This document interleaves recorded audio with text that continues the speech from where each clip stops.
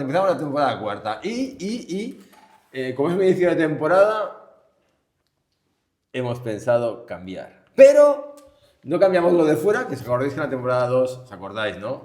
En la temporada 2 cambiamos todo el escenario, hoy hemos cambiado el interior. ¿Por qué? Porque ya veréis que es metafóricamente muy coherente con todas las nuevas catequesis que en las cuales nos vamos a ir desgranando, comentando, hablando, muy interesantes. Hemos visto 23 catequesis ya y empezamos en la 24 y serán 40 más. Sí, ahora esta 24 empezamos el segundo ciclo de Juan Pablo II de las catequesis. Si recordáis o no, pues Juan Pablo II divide 3 bloques y luego otros 3 bloques, ¿vale? Bueno, pues para no liarnos más, ahora estamos en el segundo de la primera parte. Y así como en la anterior hablábamos de aquel hombre originario, que es, ¿quién es el hombre en el plan de Dios, ¿no? En el corazón de Dios? Cuando Dios lo sueña y lo piensa, dice, y crea al hombre según su corazón, ¿no? Pues ahí, en ese hombre originario, antes de ser afectado por el pecado original. Este pecado original va a crear una auténtica división, ¿no? O sea, en nuestro corazón, y nunca mejor dicho división, porque es como una ruptura, ¿no? A todos los niveles. El hombre que vamos a estudiar ahora, que Juan Pablo II nos propone, es el hombre histórico, que es el hombre afectado por el pecado original, pero, aún más importante, es el hombre redimido, ¿vale? Rescatado, que muchas veces sanado, nos quedamos con el pecado, vale, el pecado muy bien, pero el pecado es... No, muy mal. Bueno, muy mal. Bueno, es lo que es. Ya me entendéis, ya me entendéis. Muy mal. Vamos, que estamos en nosotros mismos ahora mismo. O sea, Un momento, déjame No me que redimido, acabo. pero, El pecado original, muy mal. Muy mal. Pero muy mal así. Pero la redención, muy bien. Y muy bien así de grande. Muy bien, muy es bien. más la Me gusta. redención que el pecado, ¿vale? Mucho más. Vale. Donde Y- abundó el lo pecado. logrado, sobreabundó la gracia. Sí, sí. Hemos ensayado mucho esta vez, ya Muy ves, bien. aquí estamos sincronizadísimos. Muy bien. Y si quieren empezamos a leer. Sí, un ¿Nos poco vamos? contextualizamos, ¿no? Claro, es muy Sí. importante ver si con el Génesis estuvimos 23 catequesis, ahora con una frasecita vamos a estar Que tela marinera. 40 catequesis, 40 catequesis. Vamos a ver, ellas. Vamos a ellas. Muy bien.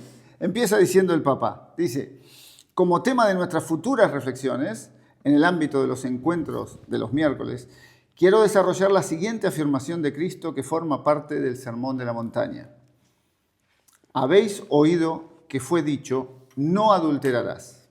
Pero yo os digo que todo el que mire a una mujer deseándola, ya adulteró con ella en su corazón. Este es el texto de Mateo 5, 27, 28, que como decía Alex, es el que vamos a estudiar y a reflexionar. Y dice el Papa, parece que este pasaje tiene un significado clave para la teología del cuerpo, igual que aquel en el que Cristo hizo referencia al principio y que nos ha servido de base para los análisis precedentes. Tal como decía Alex, así como en las primeras catequesis profundizamos sobre el principio, sobre el Génesis 1, el Génesis 2 e incluso, como decía Mónica, el Génesis 3, el hombre que ha caído, ahora este texto de Mateo 5 será el centro de todas las reflexiones posteriores.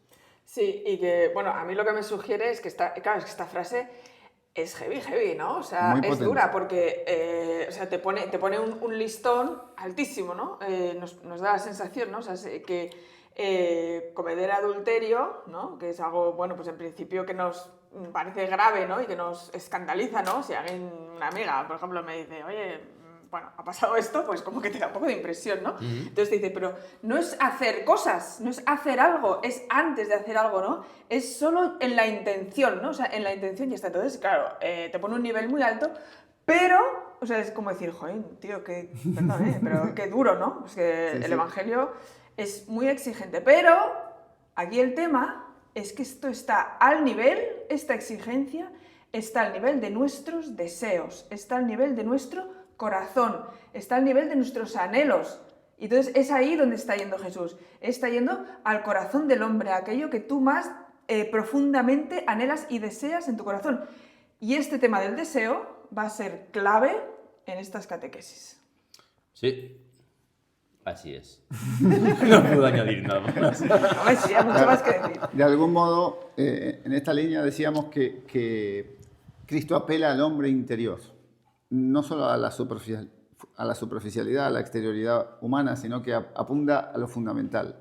Un poco lo que ya veníamos hablando, ¿no? De ir a los fundamentos, ¿no? De ir a aquel marco que nos caracterizó en las primeras 23 catequesis. Y aquí va a ir todavía más a fondo, más al fundamento. Dice, esta enunciación constituye uno de los pasajes del Sermón de la Montaña en los que Jesucristo realiza una revisión fundamental del modo de comprender y cumplir la ley moral de la antigua alianza. Es un modo todavía mucho más profundo de entender la pura norma. El cristianismo no es un conjunto de normas que uno tiene que cumplir y Cristo viene precisamente a profundizar en eso, ¿no? Entrando en el etos. Hoy hablaremos de un palabra también muy interesante que será el etos. De hecho, el Sermón de la Montaña se suele decir que es como el programa, ¿no? Que Jesucristo, el resumen, ¿no? De Jesucristo, de lo que nos viene a presentar como, no sé, ¿cómo sería? Como como el resumen de lo que Jesús viene a proponernos, sí, ¿no? Yo diría, rescatando lo del etos, tal vez en la manera más sencilla, es aquello que debe realizar el hombre, aquello que el hombre está llamado a hacer para alcanzar su máxima plenitud. Más allá de aquellas cosas que hace o no hace, sino que esta pero vida humana... Más que un deber extrínseco, es un deber intrínseco, ¿no? Por eso es un no deber que surge de él. Sí. No es tanto un cumplir, sino un responder a un anhelo del corazón. Exacto. ¿No? Que es un poco la diferencia tan grande que nos vamos a mover constantemente, ¿no? Aquí anhela nuestro corazón, como decía Mónica, pero ¿y qué debo hacer para poder llegar a eso que anhelo? Y todo esto también como, no contrapuesto, ¿no? Pero un poco en paralelo con la ley, ¿no? O sea, ¿qué es esto de la ley? Todos hemos crecido con, bueno, pues hemos aprendido sobre todo los 10 mandamientos, ¿no? Que es lo que más, entonces yo creo que todos hemos experimentado alguna vez como esa opresión, ¿no? De tengo que cumplir los mandamientos, tengo que ir a misa, tengo que no sé qué, ¿no? Entonces Juan Pablo II va a ir entrando en ese tengo que y en ese quién soy yo, qué hay dentro de mí, ¿no? Entonces, como yo creo que ya lo dijimos en alguna ocasión, Juan Pablo II no nos viene a decir qué tenemos que hacer, viene a decirnos quiénes somos, quién soy yo, ¿no? Y entonces cuando yo sé quién soy, empiezo a comprender progresivamente, palabra importante también, progresivamente, porque no nos viene una iluminación así. ¿Qué hago? Si bien ha venido, o sea, si bien alabado sea Dios, Sí. ¿no? ¿Qué hago? Pero también, ¿qué es lo que ya me apetece hacer? Ya no tengo la obligación de ir a misa, sino es que ya comprendo y deseo ir a misa, aunque a veces me dé pereza, pero a pesar de la pereza, yo quiero ir a misa, ¿no? O sea, digo este ejemplo por lo de tengo, quiero, deseo, anhelo, me hace bien, ¿no? Nos vamos a ir moviendo incluso en todo hay esto. veces que ni te apetece ir a misa, pero sabes que te vas a encontrar con el amado o que al menos vas a estar ahí. Y eso lo haces desde lo que tu voluntad propia, no tanto desde tengo que, sino desde quiero ir. Y ese querer es la clave, porque ese querer sale de dentro. Y lo que tú decías antes, has dicho algo como tipo responder al anhelo. Al anhelo, vale. O sea, ir a misa, por ejemplo, tú dices, bueno, es como encontrarte con el amado. A veces también esto nos cuesta, pero yo creo que también se puede plantear como responder al amor que tú sabes que has recibido de Dios, ¿no? Entonces está responder al amor. Bueno, no sé, ahora... Pero por eso, ¿qué es lo que vos decías? Es que es responder a lo que uno es, a lo que verdaderamente uno es. Juan Pablo II nos viene a decir quiénes somos, pero no solamente somos, sino que tenemos que actuar de tal modo que alcancemos nuestra plenitud y nos unamos con el amado, como decías vos. Y por eso dice esto supone la plenitud del etos, o sea, en lo que puede ser definido la forma interior como el alma de la moral humana. Sí, o sea, el alma de la moral humana, tal como decíamos, no es cumplir unas leyes exteriores, sino responder a aquello que verdaderamente está en el corazón humano, porque eso es lo que le realiza y le completa, ¿no? El etos. Cuéntamelo. No, esto es el modo de vivir de acuerdo a aquello que Dios ha querido para nosotros. O sea, Dios nos pensó de un modo y nos ama infinitamente, ¿no? Porque Dios es amor, nosotros existimos, y entonces esa respuesta de la que hablabas antes, esa respuesta de amor Y humano. hay una relación entre ethos y ética, porque como me parecen palabras muy similares. Hay una relación porque primero ética procede de ethos, y ethos no solamente significa el obrar de un determinado modo, sino que la manera de ser, la costumbre, el carácter que uno alcanza, ¿no? Y por eso uno puede fingir muchas veces que obra bien, pero en el fondo de su corazón a veces actúa mal. Y por eso aquello que nos define no es tanto que nosotros realicemos unas determinadas acciones, sino el carácter que tenemos, ¿no? Hacia dónde llevamos nuestra propia vida. Entonces el ethos es esto, es esa forma plena de vivir de acuerdo a lo que somos. Yo tengo unas definiciones también de ethos, por ejemplo. Por favor, que son de, por favor, aplica. de esta Teología del Cuerpo para Principiantes, que este es de Christopher West, y que, por cierto, ahora lo han vuelto, este es en portugués, pero que hay que sacar de donde sea, pero creo que ha sido editado en castellano otra vez. Entonces, mira, ethos o ethos de la redención, ¿no? Dice, se caracteriza por una transformación del corazón humano, no solo de las acciones externas, sino del corazón humano, que conduce a desear y realizar el plan original de Dios para la vida y la unión de los sexos, ¿no? Y luego también dice, también lo llama como una moral vivencial, y dice, se refiere a la vida que Cristo nos ofrece y nos capacita para desear y libremente elegir lo que es bueno, bello y verdadero. Y dice, no confundir con esa visión de la moral sin vida, del puro cumplimiento, que a causa de la seducción del diablo, es decir, del pecado original, considera la ley de Dios como una carga y un obstáculo, ¿no? Entonces es como desear realmente en el corazón aquello que sabemos que es bueno. Y para esto, ojo, hay que saber lo que es bueno en nuestra vida, o sea, lo que nos hace bien, lo que viene de Dios. Y entonces desearlo. Es como desear comer brócoli en lugar de desear ir al McDonald's, que bueno, si vas al McDonald's alguna vez no pasa nada, pero... Sí. No es tan fácil, no es tan fácil. No, por eso, de hecho nosotros, no nosotros, pero el Papa Juan Pablo II había hablado en las catequesis anteriores del ethos del don, que en definitiva es aquello a lo que estamos realmente llamados como vida cristiana, ¿no? A vivir de tal modo que el don sea aquello que nos rija. Por eso en este capítulo lo que nos muestra es que va más allá el ethos de la pura norma. El ethos nos hace entrar en la profundidad de la norma misma. Es decir, no niega la norma, no se trata de que no hay que cumplir la ley, sino que hay que amarla profundamente. Porque vivir desde la norma de ser muy difícil y muy duro. Difícil, bueno, mira, al final te acostumbras, pero duro, sobre todo, el sentimiento de que vas contra lo que te está constantemente pidiendo el cuerpo, que estás luchando contra ti mismo constantemente y aplicando normas y miedo. Debe ser complicadito, ¿eh? Complicadito sobre todo a nivel de estabilidad mental, porque si no estás constantemente queriendo saltarte la norma, pero porque, bueno, pues el tema, bueno, no cualquiera, ¿eh? Nos sirve la norma de quiero tener una dieta sana. Pues esa norma que te impones tú mismo porque no quieres engordar por cualquier cosa externa, o tú mismo porque realmente quieres adherirte a esa forma de vida que sabes que te va a dar salud. Y es lo que nos pasa con los amigos, con las personas que amamos profundamente. Que lo que queremos es estar con ellos, queremos llamarlos, nos preocupamos. Y a veces caemos y a veces herimos a los amigos porque no los llamamos cuando debemos. Pero no estamos pensando en si debo llamar a mi amigo. Es una inclinación que nace del corazón, que es lo que él merece, ¿no? Que lo atendamos.